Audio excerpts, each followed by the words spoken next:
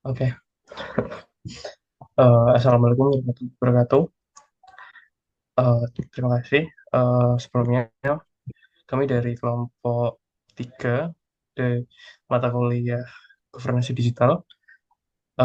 Kali ini kami akan mempresentasikan hasil diskusi kami mengenai analisis digital governance di Arab Saudi sesuai negara yang kami pilih dan di benua Asia. Sebelum itu, izinkan kami memperkenalkan kelompok kami terlebih dahulu. Nama saya Muhammad Rafi Tirawan dengan NIM 24040730036. Perkenalkan, saya Fariska Nariswari dengan NIM 24040730050. Saya Zahra Kesetimaza dengan digit NIM yaitu 24040730064. Dan saya sendiri Raffi Erlian dengan NIM 24040730119.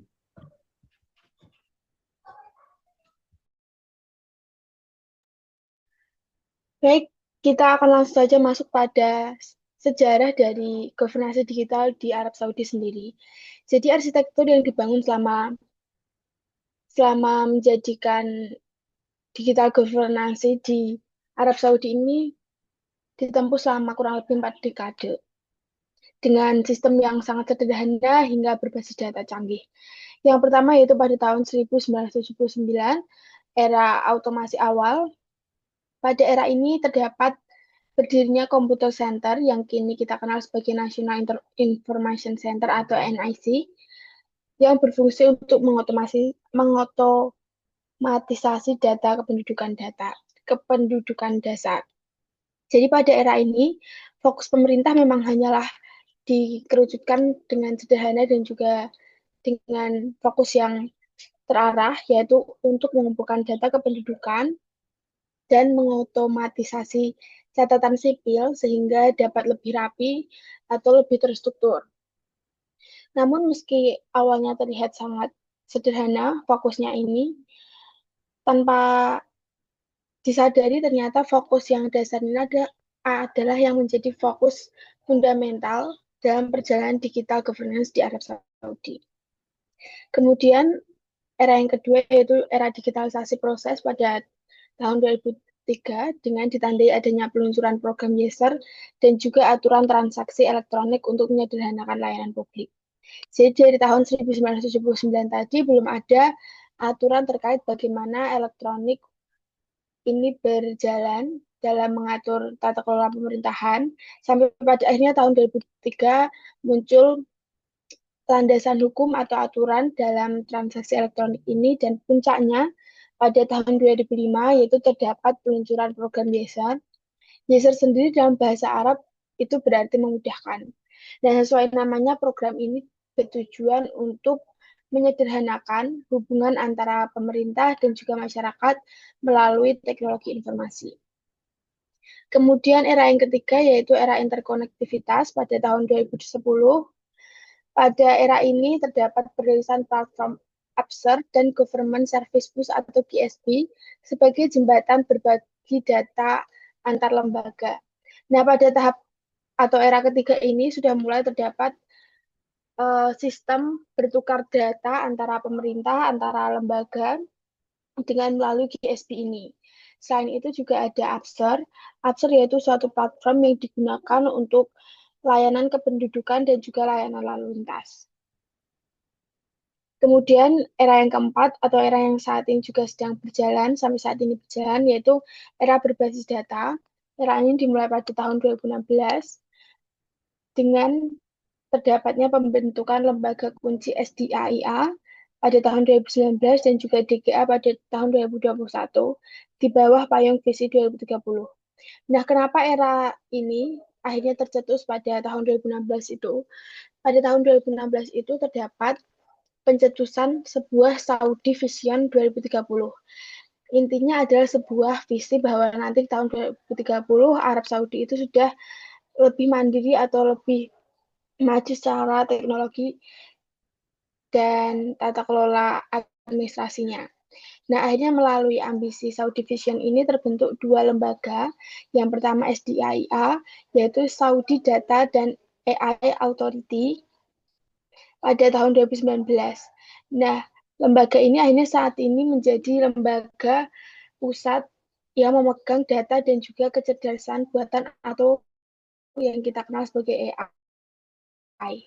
Kemudian lembaga yang kedua yang dibentuk dengan payung visi 2030 ini adalah DGA, yaitu Digital Government Authority pada tahun 2021. DGA ini berfungsi sebagai regulator yang memastikan seluruh layanan digital pemerintah terintegrasi dan efisien. Jadi DGA ini yang mengatur bagaimana regulasi pemerintah. Hasil dari proses panjang yang dilalui selama kurang lebih 4 dekade ini terlihat pada tahun 2024, di mana Arab Saudi meraih peringkat ke-6 global dalam United National E-Government Development Index atau EGDI.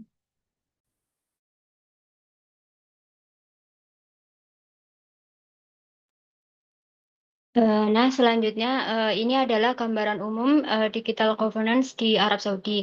Jadi Arab Saudi itu menerbitkan strategi pemerintahan digital 2023 sampai 2030 yang menetapkan negaranya tersebut tuh pada peringkat ketiga besar pemerintahan digital terbaik dunia pada tahun 2030.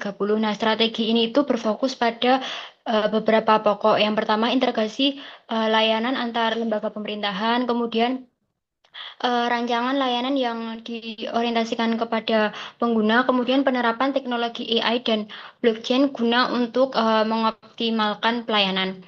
Kemudian Arab Saudi juga mengembangkan platform terpadu seperti Absar dan Tawakalna yang mengintegrasikan ratusan layanan dan dalam satu aplikasi. Jadi aplikasi Absar itu sudah menyediakan 300 lebih layanan dan sudah penggunanya itu sudah 20 juta lebih. Sedangkan Tawakalna itu beroperasi mulai COVID-19, di mana itu sudah ada 240 lebih layanan dan dimanfaatkan oleh 31 juta pengguna di tahun 2023. Nah, kemudian di Arab Saudi ini juga mengolah sistem untuk populasi besar dengan tingkat penetrasi smartphone itu melampaui 90%. Nah, ini tuh dikarenakan penerapan jaringan 5G dengan jangkauan itu tuh sudah hampir mencakup seluruh penduduk.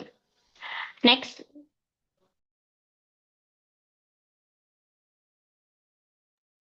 Selanjutnya berdasarkan sejarah dan juga gambaran umum yang telah kami paparkan, di sini kami akan menganalisis governance digital yang terjadi di Arab Saudi ini berdasarkan kami kelompokkan menjadi 3 tahap.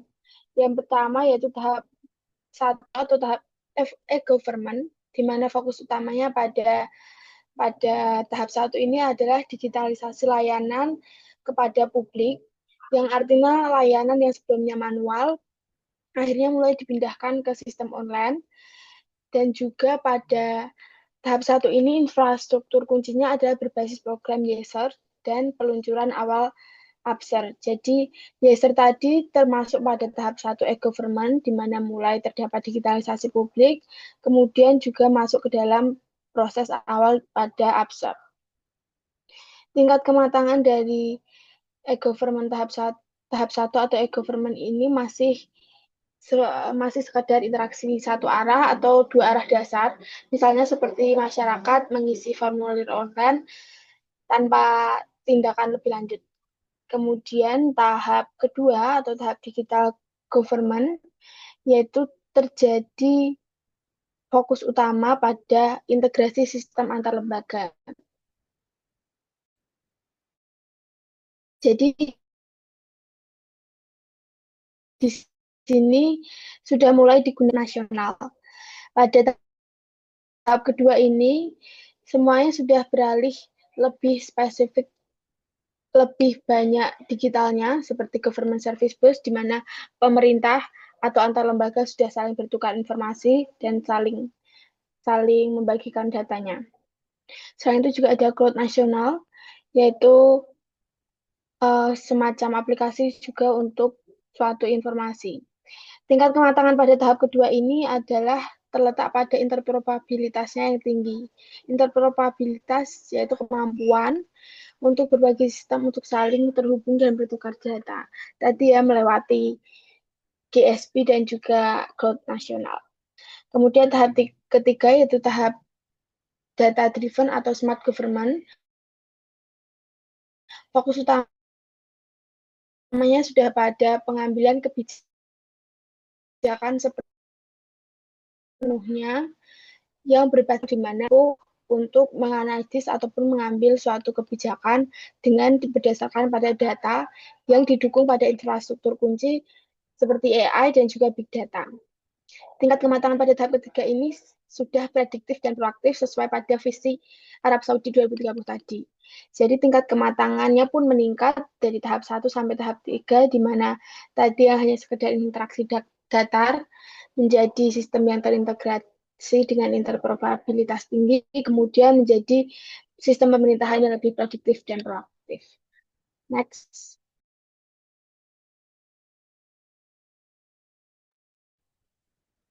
Dan untuk selanjutnya ada anatomi ekosistem digital dari Arab Saudi sendiri. Ekosistem ini terdiri dari 4 lapisan utama yang saling terhubung dan bekerja secara terintegrasi. Yang pertama ada user interface layer, yaitu lapisan yang langsung berinteraksi langsung dengan masyarakat, seperti aplikasi yang tadi disebutkan, ada Absar dan Tawakalna. Melalui aplikasi ini masyarakat dapat mengakses berbagai layanan publik secara langsung.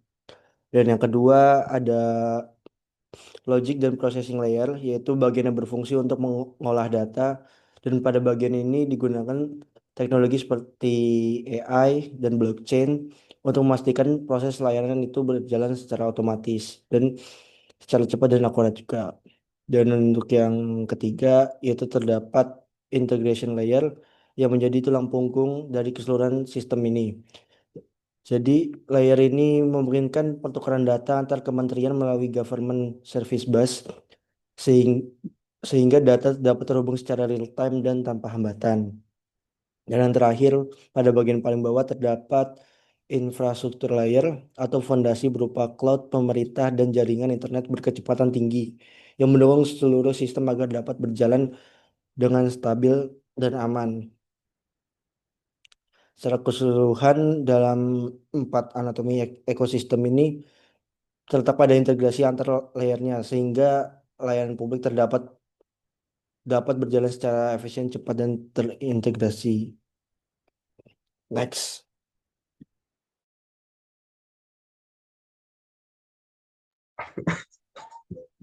Lalu yang selanjutnya ini kita akan masuki pada apa best practice yang ada di Arab Saudi sendiri. Salah satunya yaitu penerapan aplikasi super atau super app yang bernama Absar.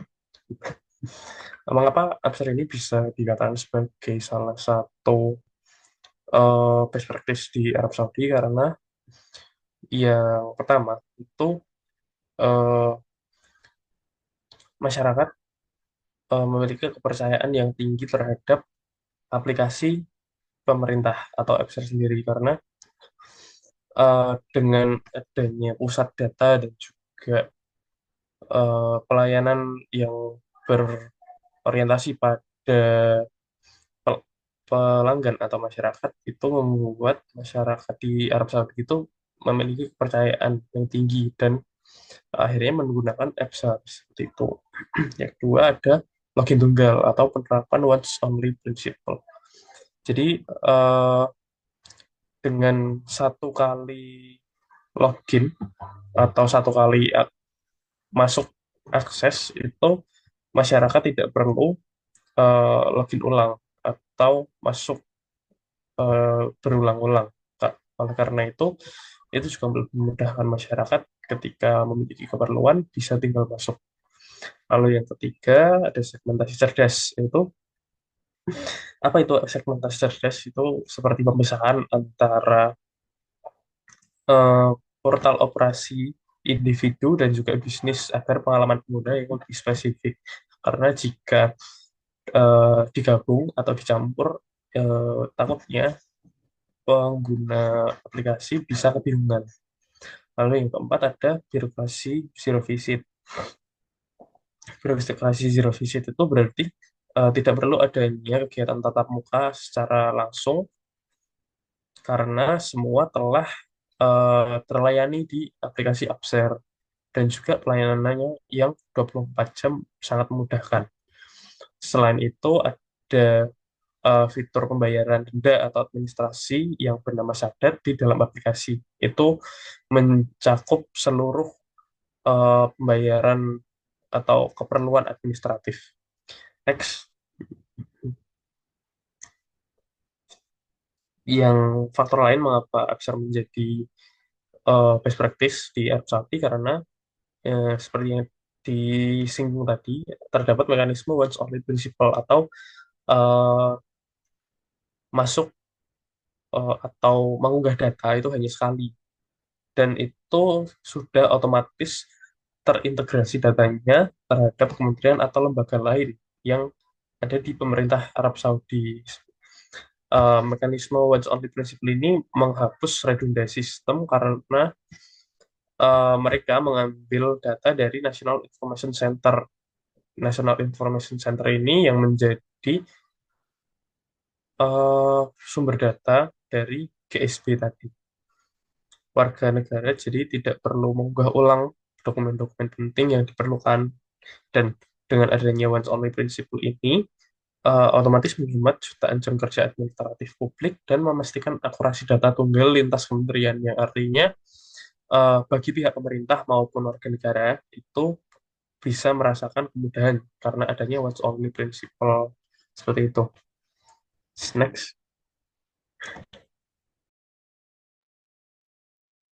Kemudian ada dalam penerapan digital governance di Arab Saudi itu terdapat beberapa tantangan. Yang pertama itu di bagian teknologi, terutama di keamanan cyber. Nah, sentralisasi data itu memang dapat meningkatkan efisiensi, tapi di sisi lain juga dapat menciptakan kerentanan. Jadi ketika seluruh data itu terpusat, maka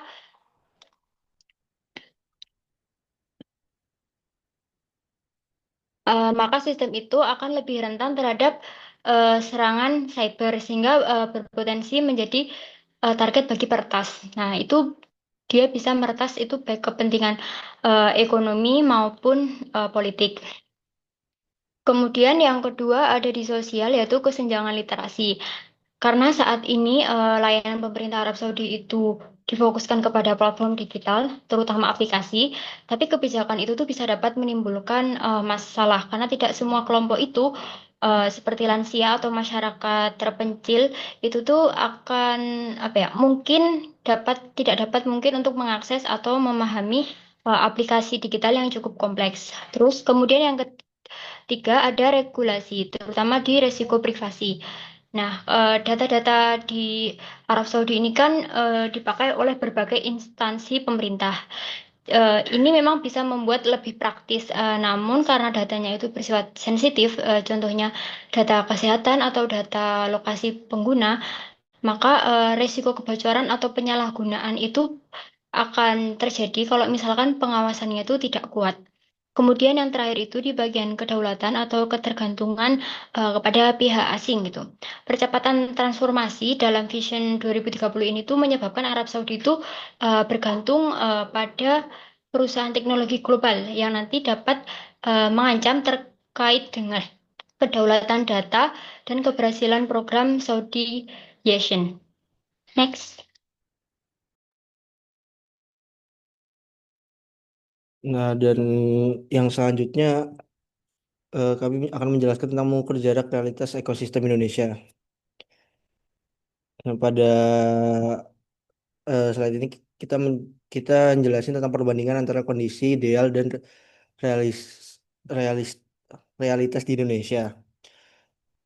Bisa dilihat yang di sebelah kiri itu menunjukkan kondisi ideal seperti yang diterapkan di Arab Saudi, di mana ekosistem digital sudah terintegrasi dalam satu sistem utama atau super app. Hal ini membuat data dapat mengalir secara real time dan masyarakat tidak perlu menginput data yang berulang. Dan untuk yang sebelah Kanan itu menunjukkan kondisi yang terjadi di Indonesia saat ini, yang dimana masih terdapat lebih dari 27.000 aplikasi pemerintah yang berjalan secara terpisah. Dan perbedaan ini menunjukkan bahwa di Indonesia masih terjadi fragmentasi sistem atau yang disebut silo data, sehingga data antar instansi belum saling terhubung. Dan dampak dari situ, masyarakat harus berulang kali menginput data yang sama, seperti misalnya mengunggah KTP di berbagai aplikasi layanan yang berbeda. Next. Oke, lalu yang selanjutnya kita akan membahas bagaimana eh, apa ya, tantangan dan juga apa yang sebenarnya terjadi dari eh, pandangan kita terhadap Arab Saudi dan realita di Indonesia sendiri. Yang pertama dari ekosistem aplikasi di Arab Saudi sendiri, seperti yang kita tahu dan juga telah disinggung tadi, terdapat satu super app atau aplikasi super yang terintegrasi yang diterapkan dan digunakan untuk mempermudah eh, digital governance di Arab Saudi. Tetapi jika kita melihat kembali di Indonesia, faktanya ada 27.000 lebih aplikasi dari kementerian lembaga atau dinas-dinas yang ada di daerah. Seharusnya pemerintah bisa memiliki atau menetapkan ketegasan penyatuan sistem dan optimalisasi di Ina Digital, karena dengan optimalisasi tersebut di Ina Digital kita bisa memaksimalkan apa yang sudah dimiliki pemerintah dan juga bisa memanfaatkan apa yang masyarakat tahu, karena perkembangan digital di Indonesia sangat cepat. Lalu yang kedua ada arus penduduk di Arab Saudi sendiri. NIC atau National Integration Sinkronasi NIC itu bersifat once only principle, dengan artian bahwa sekali masyarakat mengunggah data, itu masyarakat datanya telah terintegrasi dan masuk ke dalam eh, aplikasi-aplikasi atau eh, layanan pemerintah yang lain. Kalau di Indonesia sendiri, KTP atau data diri masih harus berulang diunggah, atau bahkan cetak fisiknya pun masih perlu dikumpulkan ketika kita memiliki keperluan administratif. Seharusnya NIK atau nomor induk kependudukan menjadi kunci ya, atau alat yang bisa mempermudah kita, khususnya di Indonesia, untuk mengakses layanan dari instansi pemerintah. Lalu untuk fondasi kepercayaan sendiri, Arab Saudi memiliki governance cloud yang terpusat dan aman. Oleh karena itu, masyarakat mempercaya dan mereka memilih untuk menggunakan pelayanan dari pemerintah secara digital. Mereka merasa lebih aman. Kalau di Indonesia sendiri, kita masih sering mendengar atau mengetahui kasus kebocoran data publik, padahal data tersebut merupakan data yang sangat krusial. Nah, lalu bagaimana pemerintah ini harus bertindak? Menurut kami, penerapan ketat Undang-Undang Perlindungan Data Pribadi atau PDP perlu dijalankan, karena belum banyak orang yang mengetahui perlindungan data pribadi ini seperti apa. Dan jika kita melihat eh, sebelum-sebelumnya, kita ternyata masih menemui kasus kebocoran data, serta peningkatan postur keamanan cyber di Indonesia tetap diperlukan. Next. Lalu yang terakhir adalah lesson learned untuk Indonesia. Yang pertama itu ada integrasi via Ina Digital antar kementerian atau lembaga. Pemerintah pusat memiliki wewenang penuh untuk membuat kementerian dan lembaga ini menyatu dan meleburkan data-datanya ke aplikasi dalam ekosistem Ina Digital agar mempermudah pengintegrasian data dan keperluan data antar instansi pemerintah. Lalu yang kedua, eksekusi once only principle berbasis NIK. Dengan adanya NIK ini, karena setiap orang di Indonesia yang terdaftar itu memiliki NIK yang berbeda-beda, otomatis akan mempermudah juga ketika kita ingin menerapkan prinsip once only principle. Lalu yang ketiga, kedaulatan dan keamanan siber. Undang-Undang PDP di sini inovasi aplikasi tidak akan bermakna tanpa kepercayaan publik karena keamanan siber nasional dan penegakan hukum Undang-Undang PDP secara tegas adalah persyaratan mutlak bukan opsi sekunder. Oleh karena itu, keamanan dan juga penjaminan keamanan data masyarakat perlu dijunjung tinggi oleh pemerintah. Next. Baik, sekian dari kami presentasi kelompok kami. Jika ada salah kurangnya mohon maaf. Wassalamualaikum warahmatullahi wabarakatuh. Terima kasih.